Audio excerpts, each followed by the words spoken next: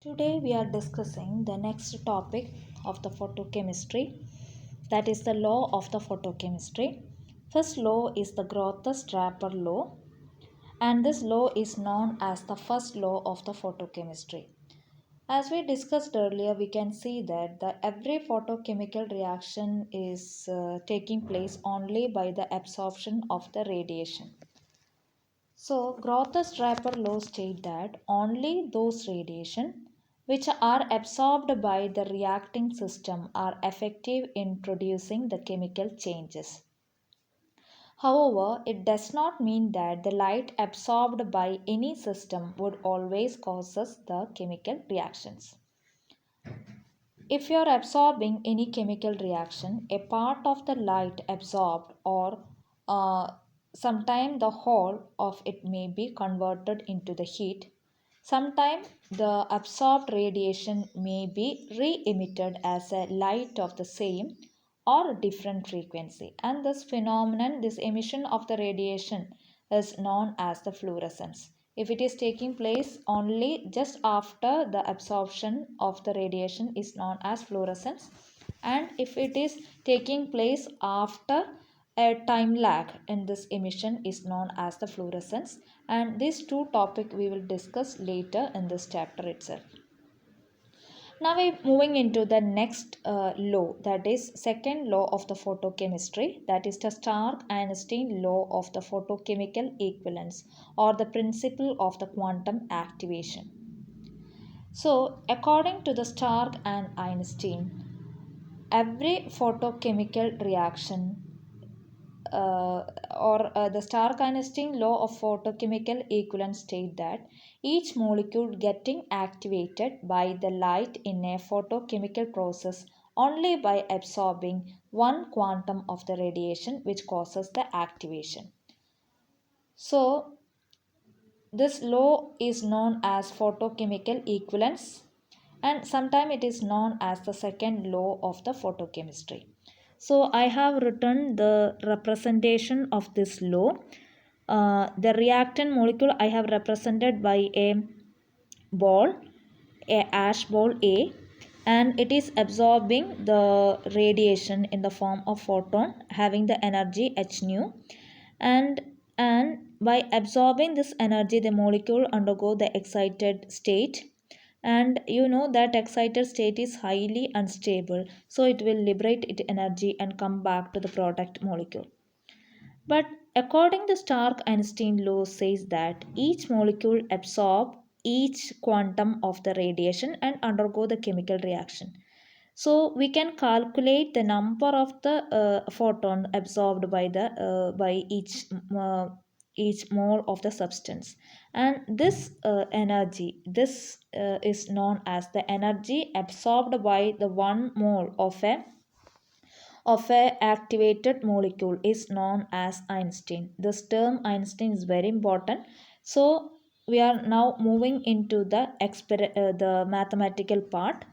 Every atom or a molecule that take up in a photochemical reaction absorbs one quantum of the radiation to which the substance is exposed. So each molecule absorbs one quantum of the energy. So if we have one mole of the reacting substance, so the energy absorbed is equal to E equal to NH nu, where E is the energy of the material absorbed, N is the Avogadro number since we have only one mole. So N is equal to Avogadro number, H is the Planck's constant, and nu is the frequency of the radiation. So we know that N is a constant, H is a constant. Nu, we can replace nu by C by lambda, and C is constant. So if you are substituting this value, N is equal to the Avogadro number, and H is the Planck's constant, C is equal to 3 into 10 to the power 8. We will get E is equal to 0.1197 divided by lambda, and this value E, energy absorbed for a 1 mole of reacting substance, is known as the Einstein. So these are the two laws which is used in the photochemistry. First law is the Groth-Draper law, and the second law is Stark-Einstein law. Now we are moving into some of the process which is taking place in the photochemical reaction by absorbing the radiation. As we discussed in the thermal reaction, chain reaction thermal reaction, which is very much similar to the reaction which is taking place in photochemical reaction. So in thermal reaction, chain reaction, we have discussed the um, initiation step, propagation step, and termination step. Similarly, in every photochemical reaction is undergone by the two steps, that is the primary process and secondary process. And primary process means it is a process which is setting up by the atom or a molecule due to the activation of the radiation. And secondary process, it may be thermal reaction, and it is taking place in the absence. Sometimes it may be taking place in the absence of the light radiation. And these are the two important processes in photochemical reaction.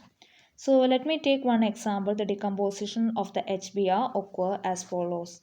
So HBr, in the presence of light H nu, we will get H plus Br.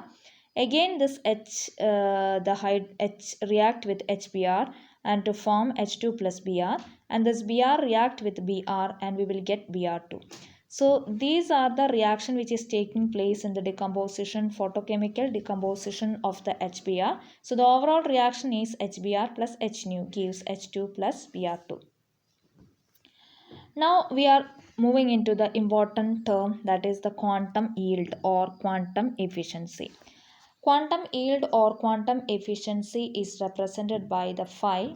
Phi is equal to number of the molecule reacting in a given time divided by number of the quanta of the radiation absorbed in same time. So according to the Stark-Einstein law, each molecule in a photochemical reaction absorbs each quanta.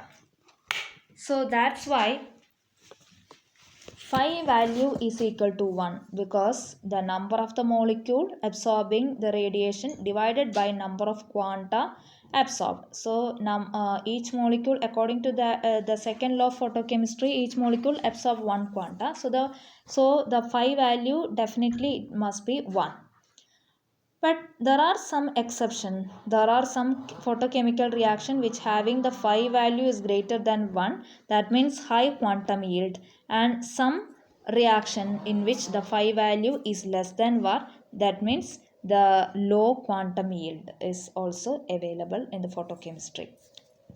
So the quantum yield is very important. So the summary of today's topic is, first we discussed the principles of the or laws of the photochemistry. First is the Grothes-Draper law.